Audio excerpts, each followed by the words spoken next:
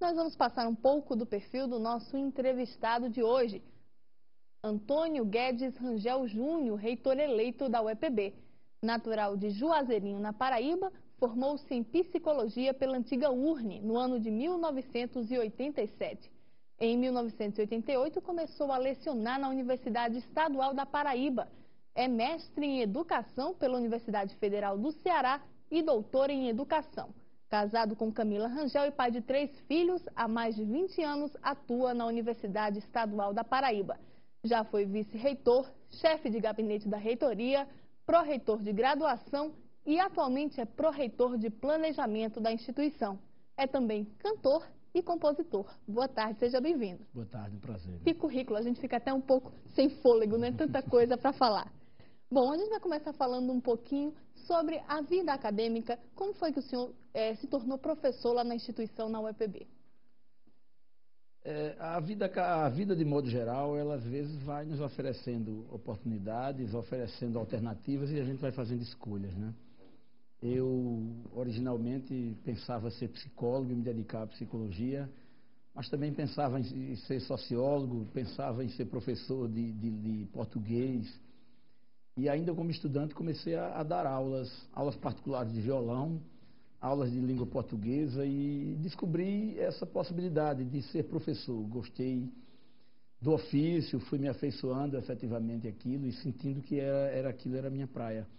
E ainda no ano de 84, eu, como estudante da universidade, troquei o emprego considerado muito bom na época para ser professor, para ganhar mais ou menos 10% do que eu ganhava antes. E isso mudou completamente minha vida, porque de fato a partir de então, eu não consegui mais ver minha vida que não fosse na docência, na atividade acadêmica, como educador. Em 88, logo que eu saí da universidade, a época ainda era possível, havia ainda muita possibilidade de graduado se submeter a concurso. Eu fui substituto durante um ano, posteriormente fui concursado como efetivo e aí eu já tinha 5 anos já como professor em Juazeirinho, que é a minha terra natal. Estudei lá, fui ser professor do mesmo colégio que eu havia estudado. Isso para mim foi uma experiência muito boa e daí então a minha vida tem sido dedicada exclusivamente ao EPB, desde 1988 até agora. E lá na universidade o senhor passou por que departamentos lecionando? Eu lecionei no departamento de psicologia, departamento de administração, em cursos diferentes, às vezes, mas sempre voltado exclusivamente para a psicologia. A minha formação é em psicologia clínica e as atividades, às vezes, no começo da carreira, você termina sendo tensionado, provocado para lecionar em áreas diferentes. Eu trabalhava com ética profissional e psicologia, mas também com várias disciplinas da área clínica de psicologia. Posteriormente, eu fui migrando um pouco para a educação e resolvi fazer uma especialização em educação, depois um mestrado em educação e o doutorado, que estou prestes a concluir agora também em educação. Mas o meu trabalho no departamento ele é bem mais voltado para a psicologia mesmo, diretamente para a psicologia, não para a educação. E aí, professor, já é bastante tempo atuando lá na UEPB, mas como foi que o senhor sentiu essa necessidade de lançar a sua candidatura à reitoria? Desde 85, em 84, 85, eu comecei a me integrar mais na atividade política na UEPB. Desde 82 eu já participava de movimentos, mas muito mais como artista, muito mais como um estudante que tocava violão e cantava nos movimentos do que alguém inserido na política. A partir de 84, 85, quando eu trabalhava 8 horas por dia, estudava na maior parte das vezes à noite, quando eu passei a ter mais tempo, fui lecionar à tarde e estudava manhã e noite. Então passei a ter mais tempo também para me dedicar à atividade. Depois fui presidente do Centro Acadêmico de Psicologia e me envolvi com o Diretório Central de Estudantes, representando estudantes também no Conselho Universitário da UEPB e houve de fato uma sintonia. Eu comecei a gostar da política e a partir de então a minha vida se misturou muito nesse sentido. A docência, o estudo da psicologia, um pouco de música e um pouco de política. Então, eu sempre consegui equilibrar bem essas coisas. E a partir de 1990, eu já como professor fui presidente do Sindicato de Professores. Posteriormente, quando voltei do mestrado, me indicaram como candidato a vice-reitor da UEPB. Eu fui vice-reitor juntamente com o professor Sebastião.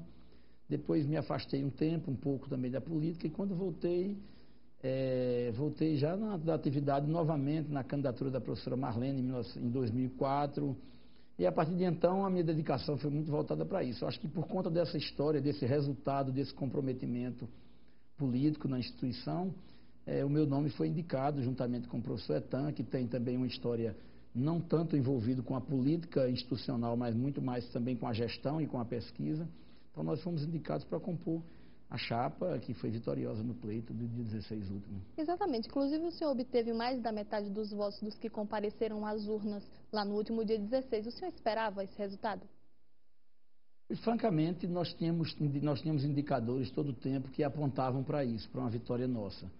Todos os levantamentos que nós fizemos no sentido de uma certeza que nós tínhamos da vitória. Entretanto, nós perseguíamos, de fato, uma meta de termos uma maioria absoluta dos votos, porque os votos na universidade, apesar de algumas pessoas tentarem, vez por outra, distorcer uma informação, mas o voto na universidade ele é paritário. A universidade se divide por segmentos, o segmento estudantil, docente e técnico-administrativo. E o resultado final é a ponderação, a média ponderada desses votos obtidos em cada segmento por cada chapa.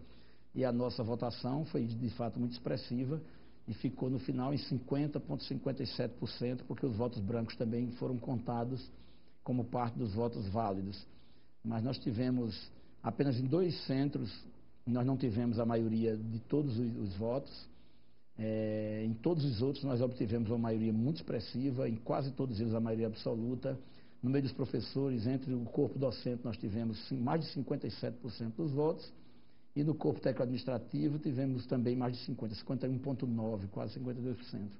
Então isso de fato representou uma força muito grande. Nós tivemos alguns centros onde tivemos quase 80% dos votos proporcionais de toda a categoria. Isso para nós é, além de uma alegria, né, uma honra, mas também um compromisso muito renovado no sentido de buscar, de fato, atender às expectativas daqueles que acreditaram no nosso projeto, que acreditaram na mensagem que nós levamos e, sem dúvida nenhuma, redobra a nossa responsabilidade em fazer bem, fazer o melhor para a instituição.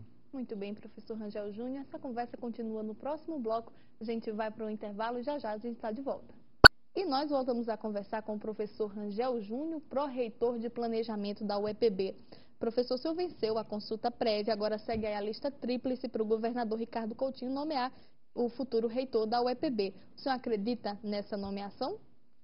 Acredito sim. Nós temos uma boa relação construída com toda a universidade. O próprio governador tem uma tradição, eu acredito, uma história, né, de democrática e uma história de efetivo comprometimento com esses princípios democráticos. Logicamente, ele tem a prerrogativa de escolher um dos 3 da lista, mas seria simples seria complexo se nós tivéssemos obtido uma votação muito diluída. Eu acredito que poderia, de fato, assim, ser mais complexo, até para a escolha dele mesmo, naturalmente. Mas a forma expressiva que nós recebemos a votação deixou muito claro, eu acho, para a comunidade como um todo, não só a quantidade, mas o tipo de apoio que nós tivemos, né? Nós tivemos um apoio muito expressivo dos professores, né? Apesar de termos 4 chapas disputando, a chapa que ficou em segundo lugar obteve 21% dos votos, em média, dos votos dos 3 segmentos. Então são 30 pontos praticamente de diferença do primeiro para o segundo colocado. E juntando as 4 chapas que disputaram, ainda nós ultrapassamos a proporção de votos dos 3 segmentos. Então, sem dúvida nenhuma, é uma vitória maiúscula e é uma votação muito expressiva. E, sem dúvida nenhuma, ele haverá de levar em consideração esse fato, até para manter uma tradição também que a universidade possui, de ter, ao longo das suas últimas 6 eleições, onde o eleito foi o nomeado. As universidades federais também têm uma tradição já muito forte nesse sentido, apesar de manterem ainda a regra da lista. Além do que também nós já temos uma história de parcerias com o governo, né, de aproximação política, de muita discussão política, de projetos, de encaminhamento de projetos, de efetivas parcerias que são muito mais institucionais, mas por trás das instituições tem pessoas tomando decisões. Então eu não tenho dúvida nesse sentido, acho que é tranquilo, mas é preciso, tudo tem seu tempo. A universidade ainda vai ainda vai homologar, o conselho universitário vai ser chamado para homologar o resultado da eleição. Posteriormente, há uma nova reunião que deve ser convocada, já dos 2 conselhos, do Conselho universitário e do Conselho de Ensino, Pesquisa e Extensão para formar a lista tríplice e encaminhar ao governo, só é ao governador, só aí é que ele deverá se pronunciar. Então, tem um tempo, né? Há um burburinho que termina pautando um pouco por algumas pessoas e tudo mais, mas a nossa preocupação é de fazer a tramitação do procedimento na universidade e esperar que o governador, ao seu tempo, né, à sua maneira, tome a decisão e publicize a sua posição. Uma vez nomeado, o que é que o senhor deve pleitear junto ao governo do Estado em favor da UEPB? Há uma série de questões muito importantes que nós precisamos realinhar na relação UEPB-Governo do Estado. A questão da autonomia financeira, sem dúvida nenhuma, estará na pauta, na ordem do dia, para que nós possamos aí aperfeiçoar o modelo de legislação que nós temos. O que é que precisa ser mudado, professor, nesse ponto da autonomia? Acho que há uma questão essencial que todos concordam, é que, apesar da nossa lei ser uma lei muito boa, muito melhor do que existe em São Paulo, por exemplo, que dá autonomia financeira às 3 universidades do Estado de São Paulo, através de um decreto, a nossa lei, ela é uma lei muito mais forte do que um decreto, mas ela termina por dar margem a interpretações dúbias. E tanto é que a diferença que houve nos últimos 2 anos para períodos anteriores é exatamente uma forma de interpretar a lei diferente, de forma diferente. E isso trouxe, de fato, um transtorno, tanto que a universidade vem passando por dificuldades, mas acredito que um dos desafios importantes é esse, buscar um ponto de equilíbrio nessa relação e buscar também criar condições de um bom diálogo, de uma boa negociação para que o próprio governo, né, até porque o próprio governo reveja seu posicionamento ou reestabeleça ou renegocie, repactue com a instituição novas formas, não somente de cálculo do duodécimo, mas também do seu repasse. Até porque os governos vão passando, nós também vamos passando à frente dos destinos da instituição, mas a instituição deve ser perene, né? Ela deve ser preservada dessas questões todas. Quando a lei foi criada, tinha esse objetivo. Então, as leis não são perfeitas, né? A realidade muda também, então nós precisamos ir melhorando e aperfeiçoando também nesse sentido. Por outro lado, do ponto de vista interno, há um desafio muito grande de recuperar essa capacidade de investimento que a universidade perdeu, em certa medida, para que a gente possa aprofundar na consolidação de políticas importantes que vêm sendo feitas ao longo dos últimos anos. Fortalecimento da pós-graduação, da pesquisa, da assistência estudantil. Nós criamos uma política de cotas na universidade que cria condições para mais da metade dos estudantes hoje serem oriundos de escolas públicas da Paraíba. Mas nós precisamos ter políticas mais fortes ainda de apoio a esses estudantes, além, naturalmente, de todo um conjunto de iniciativas de infraestrutura que a universidade precisa ainda garantir para melhorar também as condições, tanto ambientais como as condições de trabalho efetivas. Muito bem, o senhor tocou num ponto que eu acho muito importante, que é a pesquisa e extensão. Como é que o senhor pretende conduzir esse aspecto lá na universidade, se for nomeado? A UEPB vem se destacando nos últimos anos, notadamente por conta da pesquisa. E isso é até natural, porque a universidade não tinha tradição quase nenhuma em pesquisa. Existiam pesquisadores que desenvolviam projetos, mas não havia uma solidez nesse trabalho por conta de que eram trabalhos isolados, pequenos grupos de pesquisadores. E não havia um estímulo, um fomento maior a essa atividade. Nos últimos anos, a universidade realizou concursos públicos, quase todos eles para doutores. Algumas pessoas até às vezes perguntam por que concurso somente para doutores? É exatamente com esse objetivo. É que a chegada de um professor com doutorado à universidade e com uma tradição já de pesquisa, uma experiência em pesquisa, permite à universidade não só construir projetos e programas de pós-graduação, como também atrair recursos externos a partir de projetos. E aquele pesquisador que já tem uma afinidade com a pesquisa, uma afinidade com pós-graduação, permite de forma muito mais ampla atrair esses recursos. Então, isso precisa ser fortalecido, uma política de concurso público permanente na universidade para professores e técnicos administrativos, né, diminuindo cada vez mais essa relação entre professores temporários e servidores temporários em relação ao quadro efetivo, dá uma solidez muito maior e uma perenidade também a esses 2 quadros. A UEPB é muito enxuta nesse aspecto, tanto no quadro de técnicos quanto no quadro de professores, mas nós precisamos ampliar a relação de professores permanentes e de servidores permanentes na instituição. Então, também é um desafio muito importante. E na pesquisa e na extensão, o que nós precisamos é fortalecer. Já há uma cultura de pesquisa sendo implantada na universidade ao longo dos últimos anos. Isso já existia, logicamente, antes da professora Marlene. Ela não reinventou a roda. Mas houve uma consolidação. Para você ter uma ideia, nós não tínhamos nenhum mestrado recomendado pela CAPES em 2004. Nós hoje temos 16 programas de doutorado interinstitucionais, 3 já foram criados internamente, e os interinstitucionais já foram 4, nós temos mais 2 em vias de consolidação. Então, tudo isso serve para fortalecer.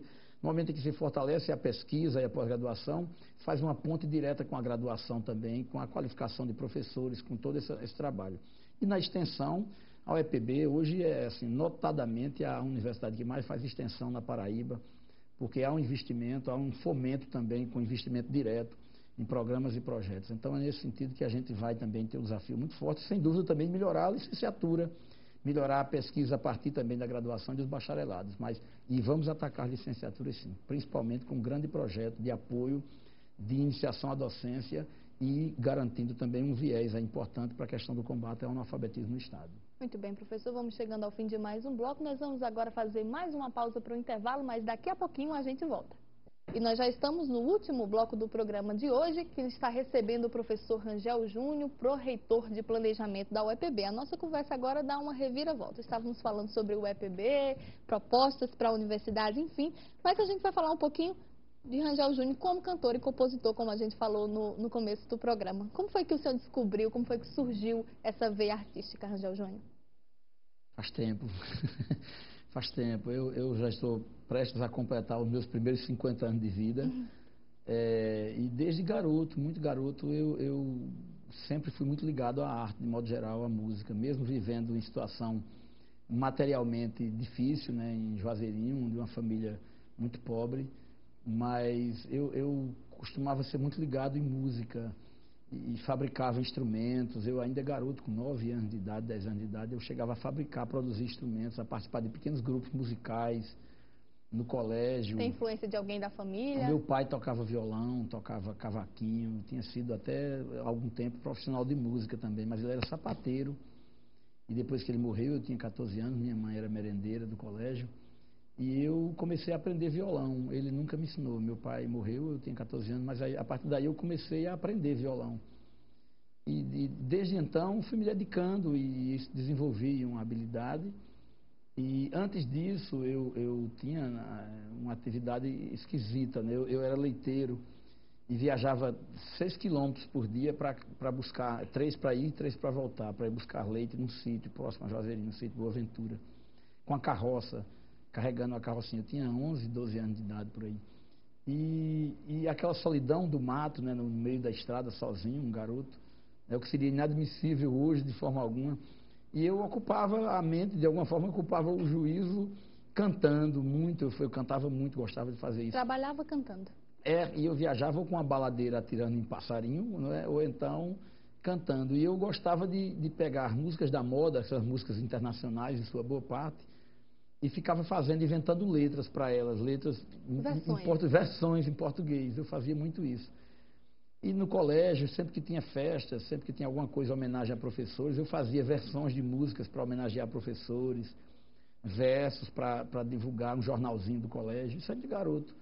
E depois que eu comecei a aprender violão, um pouco tempo depois eu fui tocar em bandas, em conjuntos musicais, depois em barzinho já em Campina Grande, participando de festivais, de coisas assim. Então, tudo isso terminou por influenciar muito, e comecei a compor já canções autorais, né, próprias, e depois fui sendo provocado para fazer música para cinema, jingle de campanhas para amigos, então teatro, descobri esse prazer também de criar canções, de criar música, e o cantor ficou um pouco de lado, porque a voz não dá para você passar o dia usando a voz numa sala de aula, em reuniões, e cantor vai gastar muito a voz. E à noite sair para cantar como se nada tivesse acontecido é muito ruim, de fato, é desgastante e exige um profissionalismo muito, muito sério, né, nesse sentido, de quem quer de fato encarar. Então, desde 2008, praticamente, eu fui deixando o cantor em stand-by, passei a me dedicar mais a compor, e hoje eu praticamente não canto, né? E ultimamente, com 2